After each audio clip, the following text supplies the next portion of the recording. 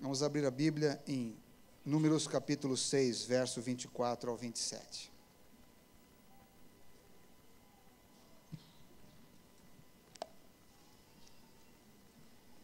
Números capítulo 6, verso 24 ao 27.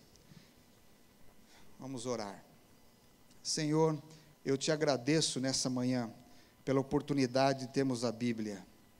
Ter oportunidade, Senhor, com liberdade de abrirmos este livro sagrado, que é a Tua palavra para a nossa vida. Senhor, obrigado por Tua bênção. Obrigado porque o Teu Espírito Santo nos ensina todas as coisas que o Senhor quer revelar para nós.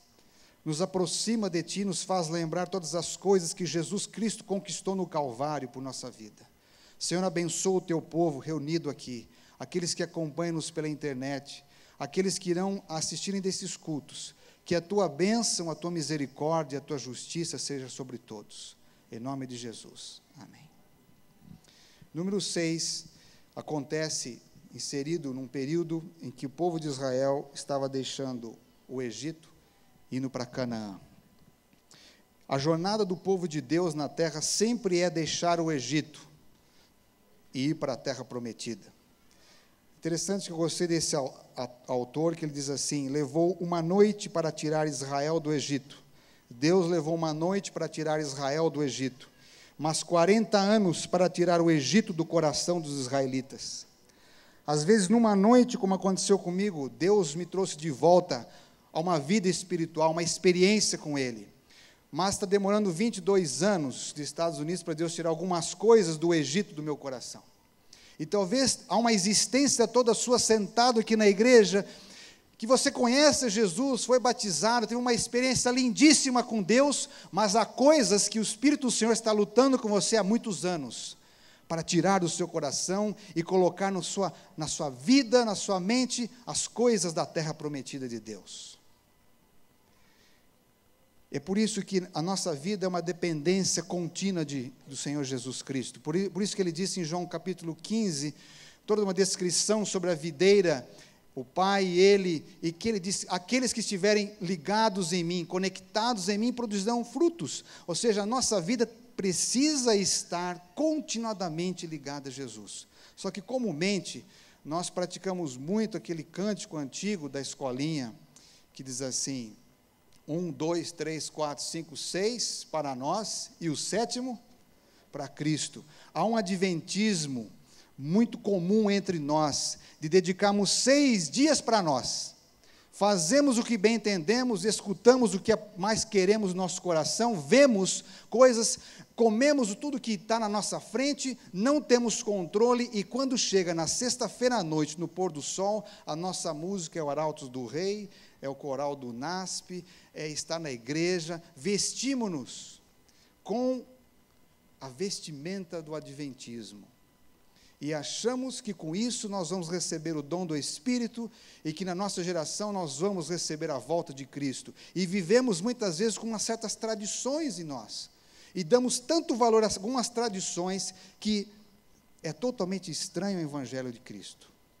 E não paramos para analisar isso. Mas eu gostaria que você pensasse que o Deus eterno, que tirou Israel do Egito, que os levou na terra prometida, simbolizando também a vida de alguém que está no pecado, que Ele vai tirar e levar para o seu reino de glória.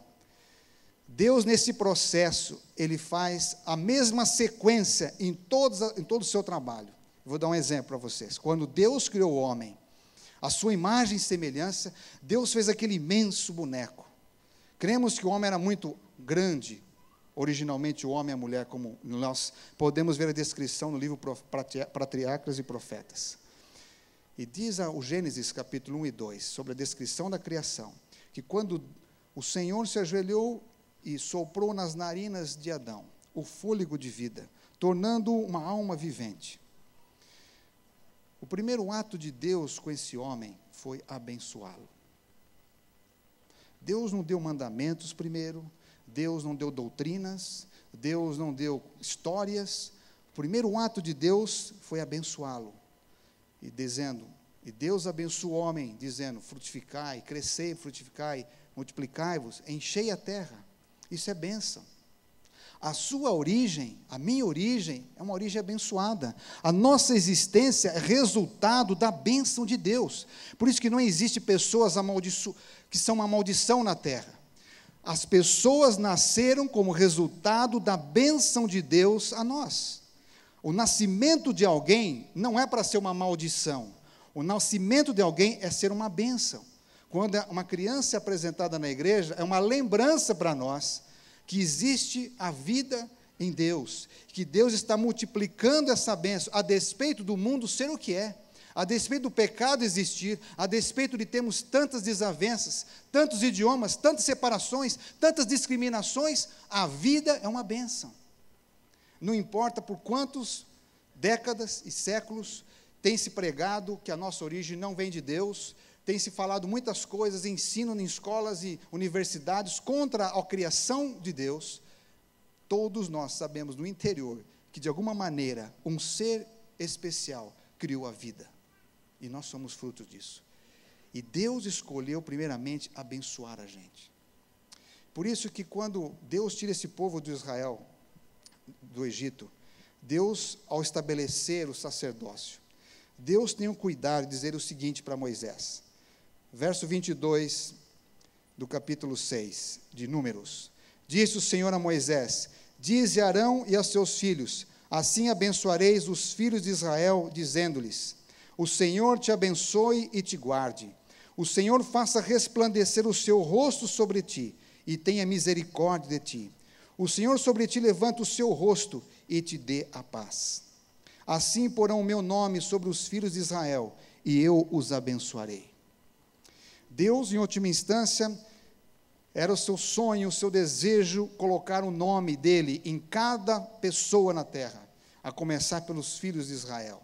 O nome quer dizer o caráter de Deus, o nome quer dizer o que Deus é. Se Deus é amor, Deus tinha intenção de abençoar cada criança que nascesse em Israel com amor. Se Deus é a bênção, a intenção de Deus é que cada criança fosse uma bênção. Deus ama tanto a gente, que não mediu maneiras para se comunicar com a gente. E hoje, mesmo no mundo que aparentemente parece que Deus está silencioso, não fala como falava com os profetas, mas hoje você tem a Bíblia, você tem o dom de profecia, você tem maneiras nas circunstâncias e na sua vida como Deus dirige. E nessa bênção, dividida em 3 partes, Deus promete, nessa bênção, primeiro, era dito assim: o Senhor te abençoe. A palavra bênção, barak ou baraka, quer dizer autorizado para prosperar. Alguém quer prosperar aqui? Você tem interesse disso? Por que você vem à igreja? Muita gente está indo nas igrejas para querer prosperidade. Mas olha só, algo de grande valor, ser bem-sucedido, ter uma viagem agradável. Deus queria que o seu povo tivesse uma viagem agradável para a nova terra deles. E sabe, Deus também quer isso. Deus quer prosperar a gente, mas não pense em prosperidade agora somente com muito dinheiro e muitos recursos financeiros para fazer as coisas. A prosperidade de Deus é muito mais abrangente. Ela envolve um crescimento espiritual, emocional, social e material em todas as áreas da nossa vida, para a nossa salvação. A bênção é para levar-nos à salvação. Assim como Deus abençoou o homem no seu começo, Deus também fez isso. A palavra bênção na Bíblia, ela se estende em muitas ocasiões. Resumidamente, queria dizer isso para vocês. Quando Deus chamou Noé da arca com seus filhos, quando Noé erigiu aquele altar de gratidão a Deus, e Deus colocou o arco-íris no céu, Deus novamente pronuncia as palavras que disse ao homem no começo: Noé, eu te abençoarei, você se multiplicará, crescerá sobre a terra. Deus abençoou Noé. Quando Deus convidou Abraão para sair de Harã, primeiro Ur, depois Harã, Deus também, em Gênesis 12, diz: eu te abençoarei, te farei uma grande nação, você vai ser uma bênção, as famílias da terra serão abençoadas por causa de você, ou através da sua descendência. Quando a gente abre o livro dos Salmos, o primeiro salmo é um salmo de bênção, diz assim: bem-aventurado. O inário de Deus as orações escritas aqui na Bíblia começavam com uma bênção.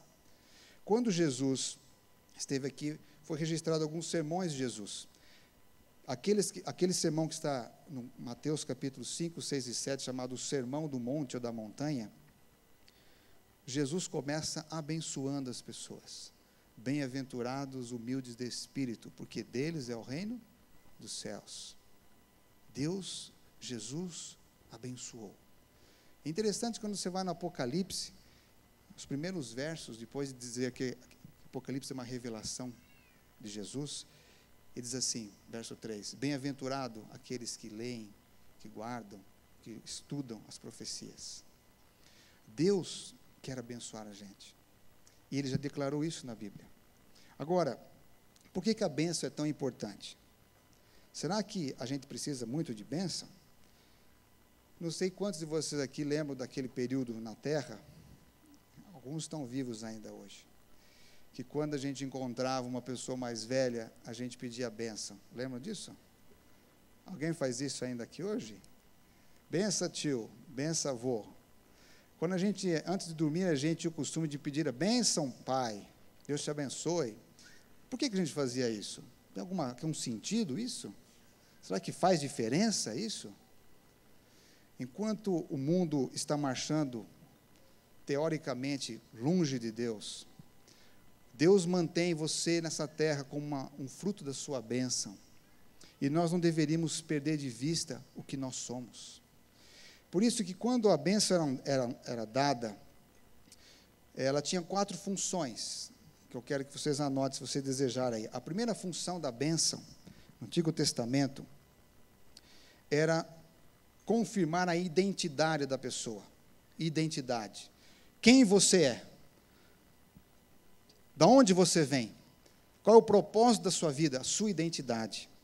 Confirmar nossa origem e o nosso chamado. Você vê isso quando Deus criou o homem e quando Deus chamou Abraão. A bênção era, Abraão, você é uma pessoa especial para mim. Você tem um chamado com a sua mulher para fazer uma obra neste mundo em que eu vou usar a sua vida para seus descendentes serão multiplicados como as estrelas do céu. Porque através da sua descendência eu vou abençoar a humanidade. E de fato, a vinda de Cristo como Messias, da descendência de Abraão, abençoou a humanidade. Então, a primeira função da bênção é identidade. A segunda função da bênção é revelação. A bênção tem o propósito de revelar as promessas de Deus na nossa vida. E através dessa revelação, a bênção tem o poder de Deus para unir as pessoas, unir um povo, unir uma igreja. E você pode ver isso, por exemplo, quando Moisés reuniu o povo de Israel e declarou bênção sobre o seu povo. E talvez seria importante nós estudarmos com carinho o capítulo 33 de Deuteronômio, porque o Deus do Antigo Testamento é o mesmo do Novo, é o mesmo de hoje, embora as promessas originalmente foram dadas sobre Israel, mas elas representam espiritualmente muitas coisas para nós hoje. E essas bênçãos que Deus permitiu Moisés declarar sobre o povo era para unir, para resgatar a identidade daquele povo, o propósito da existência de Israel e também o nosso. Ou seja, Deus tem inúmeras promessas na Bíblia, e quando nós abençoamos as pessoas, nós estamos revelando para elas aquilo que já está escrito, que às vezes está esquecido, que a gente às vezes passou despercebido. O terceiro, a importância da bênção é a proteção ou prosperidade. Trazer a certeza da presença de Deus em toda a jornada. Um tempo atrás, Deus me deu o privilégio de fazer muitos casamentos, participar na vida de muitas pessoas. E eu descobri uma coisa nesses mais de 100 casamentos que eu já participei. Ao fazer o curso pré-matrimonial com vários casais, e conversando, e aconselhando pessoas, e lendo também outros autores, participando de seminários, que veio confirmar aquilo que eu vi na prática. Muitas vezes, namorados, eles, principalmente aqueles que já são, estou falando num contexto agora daqueles que são cristãos, daqueles que vão a uma igreja. Muitas vezes, há casais namorados que eles conhecem os padrões de Deus, sobre relacionamento, mas por alguma razão, pela pressão da vida, porque o coração fala mais alto do que a razão, acabam tendo relação íntima antes do casamento. Em alguns casos, as pessoas ficam grávidas, a mulher fica grávida, e há casamentos em que a pessoa está grávida, esperando um bebê, apressar o casamento, assim por diante, é um fato conhecido no mundo ocidental. Mas eu percebi uma coisa interessante, que muitos casos, praticamente de cada 10 casos, de cada 10 situações, 8 casos, os filhos ou os netos de quem viveu essa experiência acabam repetindo a experiência do seu pai ou do seu avô. Se eu e minha esposa tivéssemos tido relação antes do casamento, a probabilidade dos filhos, um deles, fazer o mesmo era muito grande. E assim por diante. E eu percebi uma coisa, que uma boa parte das pessoas, elas escondem isso. Elas não enfrentam isso de frente, não buscam uma solução bíblica para isso.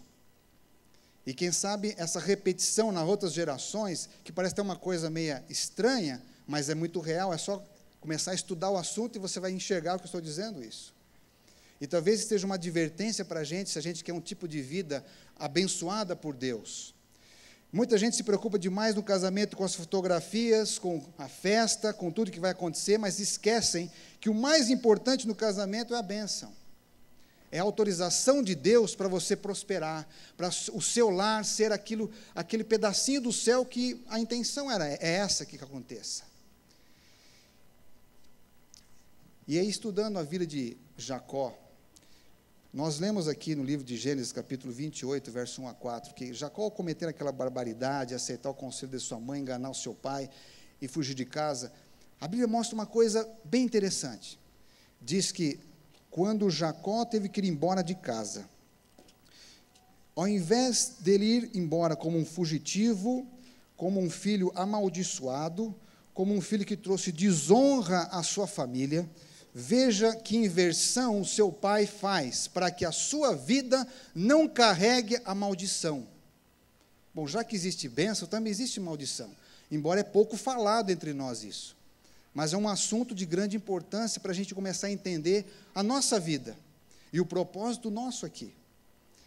Veja bem, Gênesis 28 diz assim: Isaque chamou a Jacó e o abençoou, e ordenou-lhe dizendo: não tomes mulher de entre as filhas de Canaã, levanta-te e vai a Padã-Arã, à casa de Betuel, pai da tua mãe, e tome de lá uma mulher dentre as filhas de Labão, irmão da tua mãe. Agora vem a bênção. Que o Deus Todo-Poderoso te abençoe, e te faça frutificar e te multiplique, para que venhas a ser uma multidão de povos, e te dê a bênção de Abraão, a ti e a tua descendência contigo, para que herdes a terra das tuas peregrinações, que Deus deu a Abraão. Assim despediu Isaque a Jacó, o qual foi a Padã-Arã a Labão. Vocês acham que Isaque foi embora com essa viagem com remorso do seu pai, brigado com seu pai, ou ele carregou essa bênção do seu pai? Eu lido com muitas pessoas que já passaram por colégios nossos. E nos Estados Unidos a gente consegue ver um outro lado que talvez não consigamos ver muito aqui. Filhos que não perdoam seus pais, pais que perderam tudo, filhos que já foram membros de famílias de obreiros, mas que estão afastados completamente de Deus, pessoas revoltadas pela forma como foram educados pelos seus pais, pessoas que aqui tinham um procedimento e lá mudam completamente o seu procedimento. E uma coisa que a gente vê em comum: falta da bênção do pai. Quando eu morei na Flórida, a Igreja Adventista tem um ministério de prisão, de visita aos presos e cuidado muito grande. E existem vários autores e pesquisadores que trabalham nesse ministério.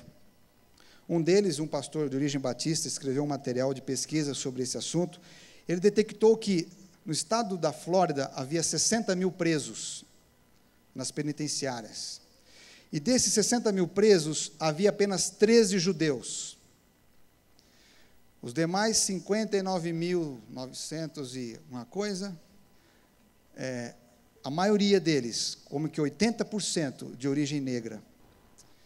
Um pouco mais latinos e brancos, como eles classificam as pessoas ali.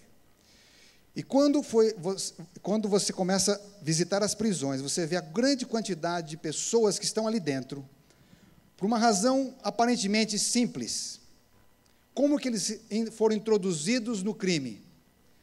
A maioria deles não sabem quem é o seu pai. A maioria absoluta. Filhos que aconteceu desistir de um caso qualquer. Pai irresponsável. Eu sei que aqui tem muitos homens, e agora é importante você escutar bem isso, porque o mundo ocidental, a partir da década de 60, diminuiu a figura do homem. É muito comum você ver programas de humor onde que a figura do pai, do homem, ela é totalmente arruinada. E isso tem um propósito, que Satanás ele quis amarrar o homem para que você não seja o sacerdote da sua casa. E você vê, mesmo dentro do povo de Deus, uma quantidade imensa de divórcios, de homens irresponsáveis, de homens que não pagam pensão alimentícia quando se separam, homens que não dão atenção para os seus filhos, que não estão nem aí com nada, mesmo carregando uma Bíblia e vindo adorar a Deus no sábado. Mas que não aconteça isso com vocês aqui. E que você possa ter consciência disso. A gente culpa as drogas, a gente culpa o alcoolismo, a gente culpa um monte de coisa. Mas a razão e a raiz que o pecado estabeleceu nas famílias, de separar os pais dos seus filhos, tem levado muitos jovens às drogas, à prostituição, a imoralidades, a roubos, a crimes, a se fazer pacto com Satanás, a fazer magia negra e branca e de qualquer tipo, dar a sua vida, cortar-se os seus braços, derramar sangue para fazer pactos malignos, como vingança daquilo que não receberam em casa, que foi amor, compreensão, acompanhamento, dedicação, um sacerdócio na família. É por isso que entre as profecias de Deus, no livro de Malaquias, a última diz que Deus gostaria que a pregação do Elias dos últimos tempos pudesse trazer filhos e pais de volta, juntos. E quando a gente começa a compreender o assunto da bênção, a gente vê que Deus quer restaurar isso na sua vida. Talvez você esteja sentado hoje aqui como um filho ou uma filha que não é abençoado. Há filhos que, por ter aceitado o Evangelho de Cristo, foram expulsos da sua casa. Há filhos que escolheram casar com certos cônjuges, um cônjuge que não foi de conformidade com a família não apoiou o casamento, não foi no casamento, não declarou bênção, e às vezes se sente culpado e carrega um peso nas costas, porque eu não fui abençoado naquilo que escolhi fazer. Mas eu gostaria de dizer para você que, nesse estudo, ele ficou intrigado, porque só 13 judeus, numa população judaica de mais de 3 milhões no estado da Flórida. E ele descobriu uma coisa interessante, que é costume nas famílias de judeus, ao começar o sábado, o sacerdote da casa, o pai, abençoar a mulher e os filhos, semana após semana, com palavras de afirmação, pedindo que o eterno Deus confirme as suas promessas, confirme os sonhos dos seus filhos, edifiquem a sua casa. Então, o índice de pessoas satisfeitas, de pessoas que lutam para a vida, é maior do que aqueles que não receberam isso. Recentemente, eu, minha esposa e meus filhos, nós visitamos a comunidade Amish, no estado da Pensilvânia. São de origem suíça, holandesa, alemã. Ali na região de Pensilvânia vivem 25 mil Amishes. E eles, eu não conhecia muito, a não ser quando teve um atentado que uma pessoa com distúrbios mentais, não da comunidade, entrou na comunidade e matou algumas crianças na escola. E me chamou a atenção que, me parece que em torno de 1 semana, 2 semanas, todos os homens da comunidade se reuniram e construíram uma nova escola, para que as crianças não tivessem a lembrança da velha escola e dos crimes que aconteceram. Eles começaram no dia seguinte a fazer aquele trabalho, e parece que em pouco tempo conseguiram fazer aquela escola. E uma das primeiras atitudes daquela comunidade foi perdoar o agressor, a partir dos pais das crianças. E quando nós visitamos essa comunidade, me impressionou bastante algumas coisas. Média de filhos, 6 a 9 filhos. Convite para vocês aqui. Índice de pobreza, 0. Todos têm sua fazenda. Quem está passando dificuldade, o vizinho ajuda. Igreja, no máximo 120 membros de família. Um domingo tem culto, outro não. Outra reunião de família. Para cada 120, tem um pastor e um diácono que coordena o trabalho espiritual. Escola, a maioria deles fazem homeschool, que nós chamamos de escola em casa. E tem escola também menor para as crianças. Índice de insatisfação entre os filhos. De cada 100 filhos, um apenas abandona a comunidade por insatisfação. É um dos menores índices de pessoas que abandonam o lar, de toda a comunidade dos Estados Unidos, de todas as culturas e línguas. Índice de divórcio entre eles, 0. E eu disse assim, mas não tem ninguém insatisfeito com a mulher? Que impossível isso.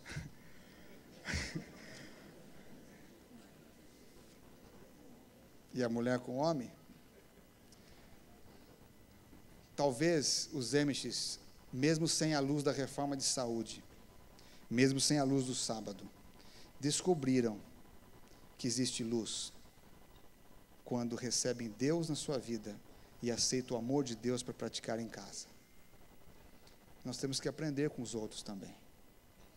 E quem sabe com esse propósito, Deus levantou esta igreja adventista para ser uma luz em todas as áreas, não só na reforma de saúde, que é essencial e importante, mas na reforma familiar, na reforma espiritual, no resgate da bênção, que está totalmente estendida a palavra de Deus. Somos o Israel espiritual do Senhor, e muitas vezes pronunciamos maldições, criticamos os líderes, criticamos uns aos outros, falamos mal das igrejas, falamos mal da nossa família, e queremos que o Eterno nos abençoe e prospere a nossa viagem para o céu. Sabe, a última função da bênção é liderança.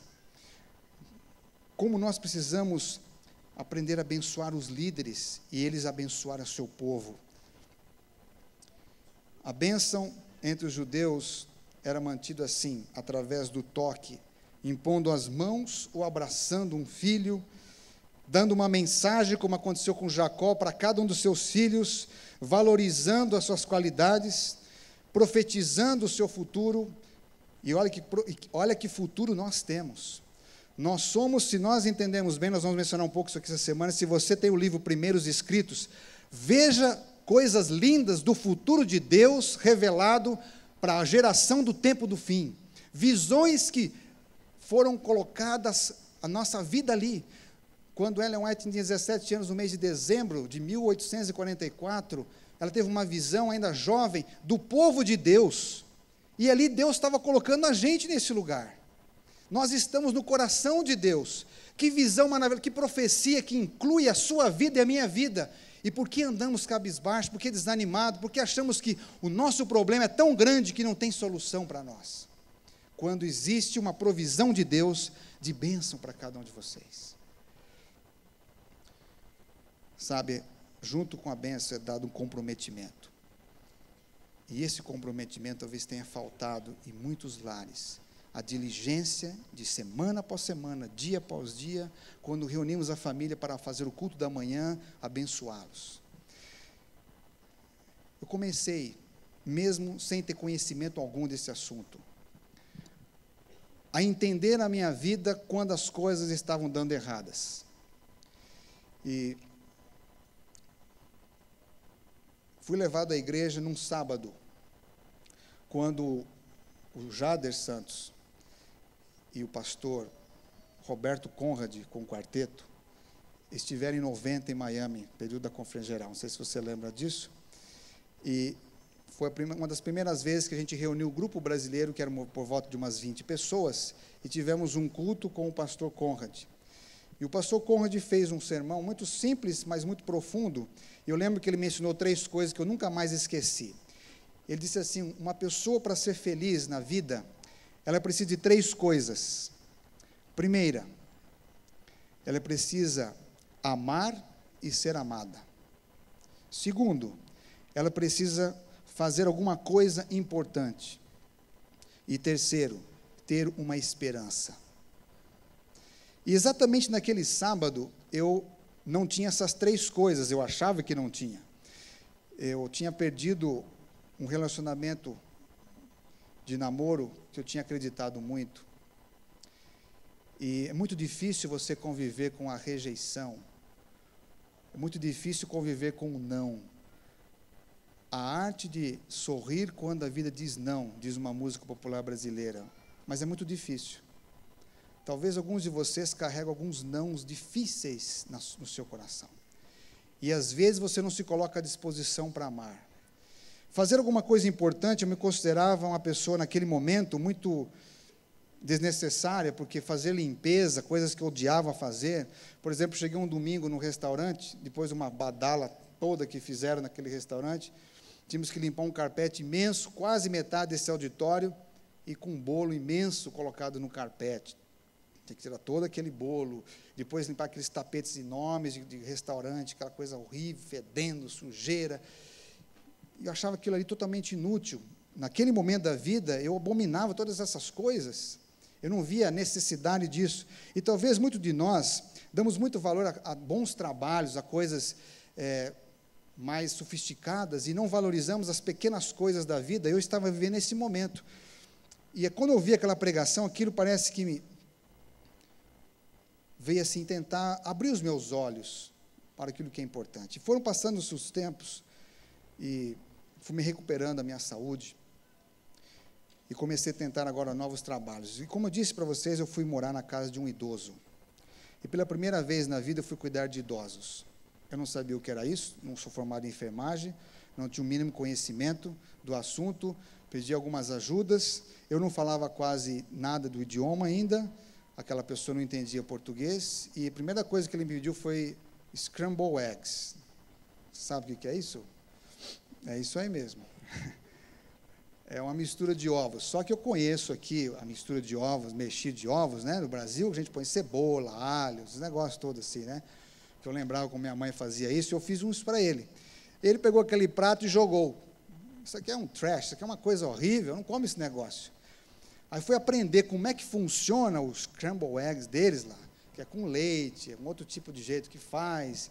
E aquele homem, ele me rejeitou, porque eu era um imigrante, não falava quase o idioma dele, estava ali me recuperando do meu acidente, ele, uma pessoa com câncer terminal, tinha sido um homem muito rico, não teve filhos, sozinho, completamente abandonado por alguns parentes que moravam em Nova York, e para ele era um tormento estar ali do meu lado, assim, o beisebol o tempo inteiro, e eu ali, aquele negócio, situação, não tem para onde ir, não falava com ninguém, e fomos vivendo. Aquele homem foi piorando, com o tempo fui conseguindo aprender o inglês, fui para a escola pública, enfim. E eu me odiando naquela situação toda. E uma noite aquele homem começou a clamar de dor, o câncer corroendo ele, foi deteriorando aquele homem. Eu cansado de cuidar daquela pessoa e fazendo ainda mais limpezas e ajudando outras pessoas para levantar meus recursos, para pagar as minhas dívidas de hospital, dívidas de carro e tantas coisas que eu tinha pendentes. Uma noite aquele homem clamava o meu nome e eu disse assim, eu não vou ajudar esse homem. Ele já está idoso, eu não tenho mais nada para fazer por ele. E tanto ele clamar, eu levantei do meu quarto e fui até ele, quando eu vi ele estava caído no chão. Eu peguei aquele homem com todas as minhas forças, sem nenhum tipo de amor ou misericórdia para aquele homem, eu o lancei na cama dele. E aqueles olhinhos se abriram e disse assim para mim, Jimmy, você não sabe o que é estar morrendo. Eu não sabia que era isso. Poucos dias depois, aquele homem morreu. Mas antes ele morrer, eu abracei aquele homem, porque o Espírito Santo falou profundamente na minha vida aquela noite. Como que você vai fazer isso com um idoso? Como que você vai tratar uma pessoa tão sem amor, tão friamente? Eu pedi perdão àquele homem. E procurei fazer o meu melhor por ele. Tempos depois ele morreu. Eu não sabia que Deus tinha uma lição importante para me ensinar. Daquele homem eu fui cuidar de mais 8 com o passar do tempo.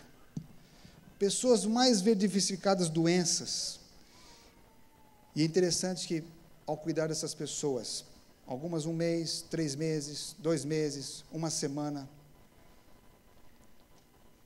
morreram. Um morria, ia cuidar de outro, também morria. Eu comecei a ficar preocupado. Talvez a minha presença está levando essa situação para os idosos. Mas eu cuidava bem, eu aprendi a cuidar bem de idoso. Eu levava para a piscina, eu cuidava deles, eu fazia massagem, contava histórias, já sabia falar um pouquinho mais, eu tratava com muito carinho. Deus me acordou daquela situação, mas mesmo assim parece que um idoso que eu entrava, o último, não tinha mais dinheiro para me pagar, aí o filho recolheu ele, tive que ser despedido, e começou uma vida de procura de trabalho. Aquilo que acontece com muitas vezes nós brasileiros aqui, principalmente na década de final de 80 para 90, muito problema de desemprego, não sei como é hoje, mas não sei se mudou muito isso, mas enfim, e comecei muitos tipos de trabalho, na construção, na pintura, fazer teto, dirigir carro, cortar grama, muitos tipos de trabalho.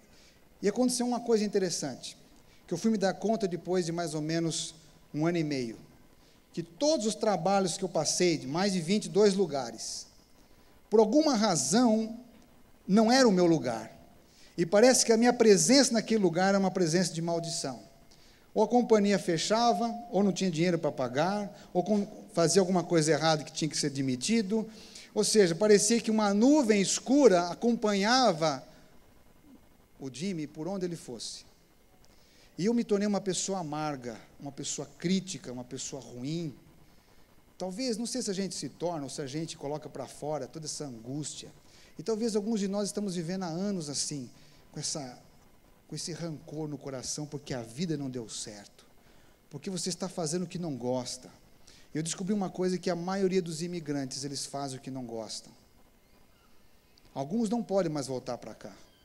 Perderam tudo, os seus sonhos, ideais, dívidas, não tem mais chance aqui. Estão lá, mas não estão felizes. E é muito ruim você passar os seus dias vivendo fora do seu corpo, vamos assim dizer. Entenda bem o que eu estou colocando aqui. Quando o seu corpo faz uma coisa, mas a sua cabeça, o seu coração não quer nada saber daquilo. E por 2 anos eu vivi com o meu coração no Brasil e meu corpo presente no sul da Flórida, fazendo exatamente aquilo que eu não gostava de fazer. Dia após dia, viver uma rotina ruim, até que veio o furacão Andrews. E eu vi a misericórdia de Deus. Eu vi Deus protegendo a minha vida como nunca. E quem sabe a minha vida não era tão ruim como eu achava que era. Mas um dia o Espírito Santo perguntando a Deus: Senhor, por que a minha vida parece ser uma maldição? Por que tudo que eu coloco as mãos não prospera? E Deus me lembrou de 2 coisas. Primeiro, você precisa consertar e confessar erros do seu passado que você não consertou. E a segunda será dita amanhã. A primeira, Deus me lembrou de vários fatos, e um deles eu vou repartir com vocês aqui. Quando eu tinha 10 anos de idade, fui com alguns amigos jogar futebol num bairro perto da minha casa em São Carlos. Eram pessoas simples. O meu amigo tinha uma bola que nós chamamos naquela época, dos anos 70, de bola de capotão. Alguém lembra desse nome? É isso aí. E vocês lembram também da cerca de arame farpado, certo? Tem bastante aqui ainda no Brasil. Muito bem, nós estávamos jogando futebol, brincando de rebatida. Alguém lembra disso também, certo? E eu dei um chute na bola, para fazer a minha vez de chutar, e a bola se desviou, não foi no gol, foi na cerca. E exatamente pegou a ponta de daqueles arames e ela murchou, furou. E eu entrei em desespero, porque agora eu tinha que comprar uma bola nova para o meu amigo, e achei aquilo ali uma coisa difícil demais. Como é que eu vou conseguir dinheiro? Como é que eu vou falar para minha mãe que eu agora furei a bola desse menino, eu tenho que comprar uma nova? E naquele período, nos anos 70, uma bola não era muito barato.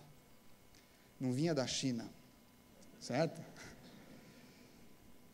E eu armei um plano. Meus pais trabalharam muitos anos com feira, mercado, e eles levantavam muito cedo, 3 horas, 3:30 da manhã, 4 horas da manhã. E eu não gostava de ir para a feira. Achava muito cedo. Mas naquelas férias, eu tive um plano na minha mente. Eu vou para a feira, vou ajudar meu pai, e quando estiver vendendo, ajudando eles a vender, eu vou pegar um pouco do dinheiro e vou guardar para mim, sem falar nada. Vou comprar a bola e vou devolver para o menino. E minha mãe ficou espantada de ver a minha alegria de levantar 3:30 da manhã e ir para a feira. Que menino prestativo. Uau, que delícia. Olha, feliz, sem reclamar, olhos despertos, atentos, ajudando a colocar as frutas, as verduras. E comecei a trabalhar. E quando meus pais não percebiam, vinha alguém vender, eu ajudava, já sabia fazer negócio e tal, e sempre colocando uma reserva no meu bolso. E quando consegui o dinheiro naquela semana, fui a uma loja perto da minha casa, que tinha uma bola semelhante à que eu tinha feito o acidente, comprei e devolvi para o menino, feliz da vida, continuei ajudando meus pais, a vida continuou, passaram-se mais de 12, 15 anos. Nada aconteceu. Mas naquele dia que eu pedi ao Espírito do Senhor para mostrar na minha vida o que precisa ser mudado, Deus me mostrou várias coisas. E entre elas, isso. Você nunca confessou este pecado e nunca pediu perdão aos seus pais. Mas, Senhor, isso é uma bobagem de criança. Mas é um pecado.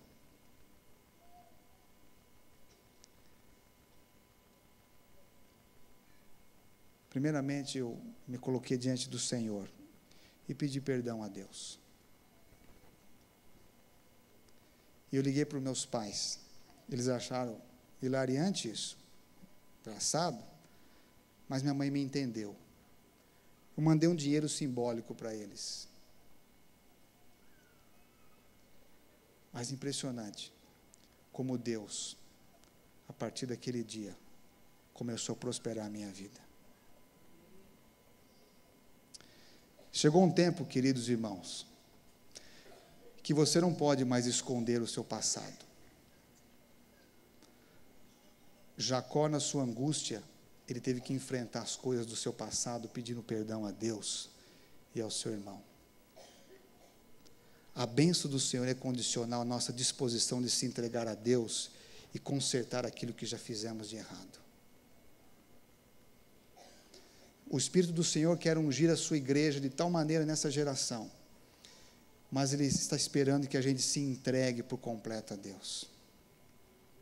Eu lembro que nesse período, eu achei uma fita cassete do Dilei Menegusso, que tinha uma música escrita pelo Valdecir e Flávio Santos, Deus sabe, Deus ouve, Deus vê. E essa música, quando eu escutava nesse período de maldição na minha vida, eu dizia assim, isso não é verdade. O Valdecir deve ter escrito isso aqui, porque a vida dele é muito boa. Ele é um cara que está no colégio, todo mundo gosta dele, canta nos conjuntos, tem o Grupo Sol e outras coisas mais, né? Então é muito fácil cantar essas coisas. Eu não conhecia a história da música. Não sabia que um dia essa música foi resultado depois que o seu pai faleceu, as dores que ele passou.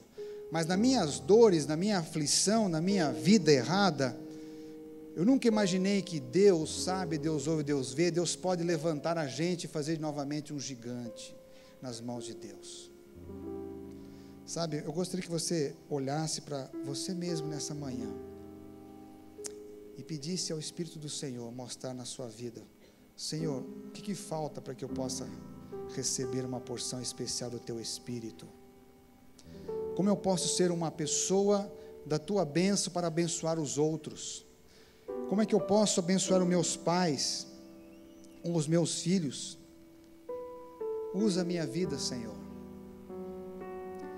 Eu não sei se na sua história existe sofrimento, existem situações aparentemente imperdoáveis, mas Deus tem uma palavra toda de bênção para você, se você se entregar a Ele, se você deixar o Espírito Santo guiar você. Algumas situações foram difíceis de abrir o coração e conversar, mas foi quando eu abri o coração e conversei com os meus pais, foi que o Deus eterno teve a liberdade de agir, e agir de maneira impressionante, porque Deus sabe, Deus te ouve, e Deus vê todas as coisas. Eu queria chamar a Regina, enquanto ela canta essa música, eu desejo e convido você a fazer uma introspecção, e de você colocar-se diante do Senhor, despojar de todo o seu eu, e deixar o Pai eterno falar com você, tocar nas suas feridas, naquilo que te falta, porque hoje Deus tem uma bênção especial para você.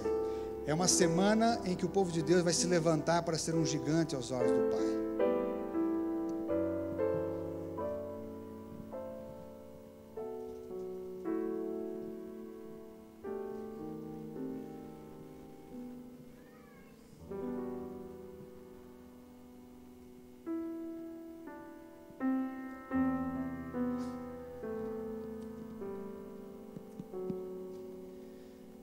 Você que se sente pequeno, dirija seus olhos a Deus.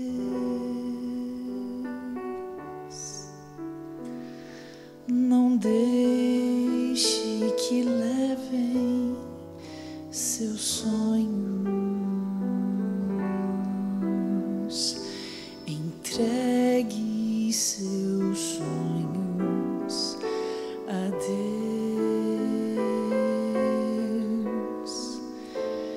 Deus sabe o que vai dentro da alma.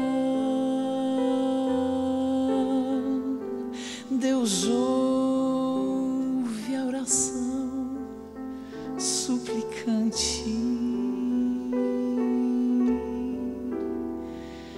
Deus vê sua angústia e o acalma. Deus faz de você um gigante.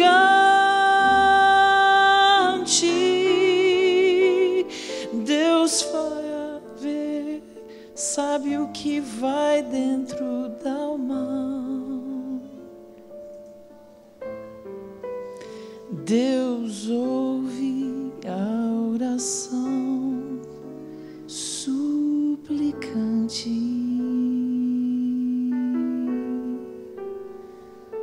Deus vê sua angústia e o acalma. Deus sabe, Deus ouve, Deus vê.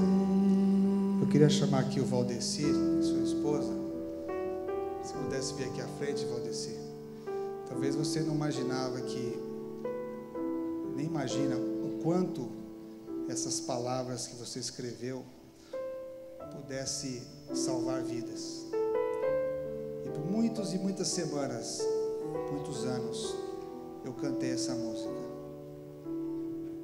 descobrindo um Deus vivo, um Deus que saiu das páginas da Bíblia para ouvir a minha súplica.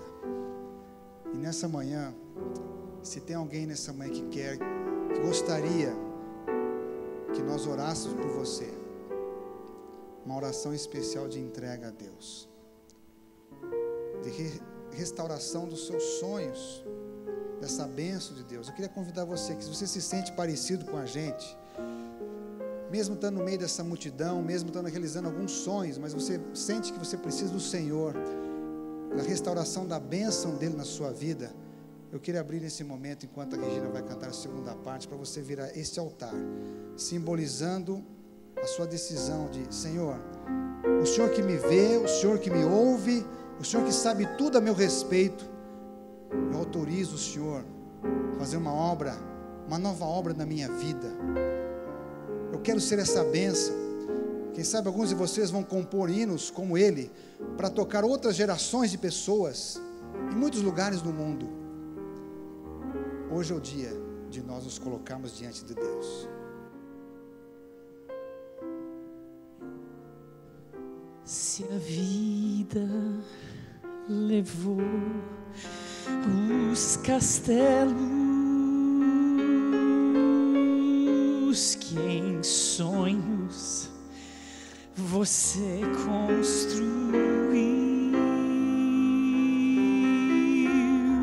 não deixe que levem seus planos.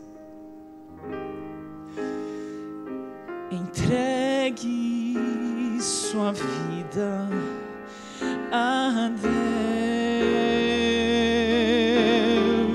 Deus sabe o que vai dentro da alma. Deus ouve a oração suplicante. Deus vê sua angústia e o acalma. Deus faz de você um gigante.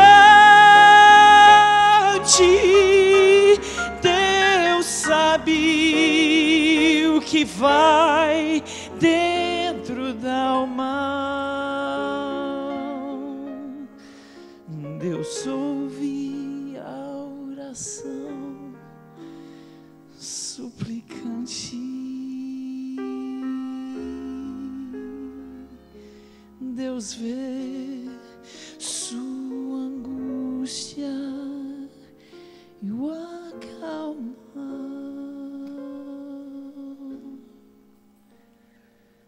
Deus sabe,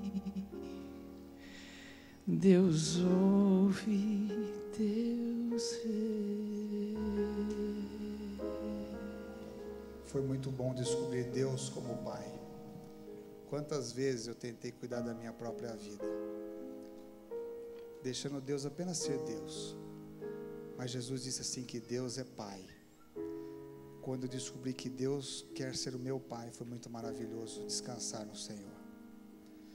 Não é mais vergonha confessar os pecados. Não existe mais receio de ser vulnerável. Não tem que esconder mais nada das pessoas. Eu entendi por que Davi foi tão amado por Deus, porque ele se tornou vulnerável nas mãos de Deus. Ele se colocou diante do Senhor, deixou Deus agir na vida dele. Não importa se você é um pastor, tantos anos de obra, o jubilado aqui hoje, se você é um teologando, estudante de comunicação, engenharia, direito, se é diretores de universidades, não importa quem você é, Deus é o seu Pai. Não tenha vergonha de se colocar, de se derramar diante de Deus.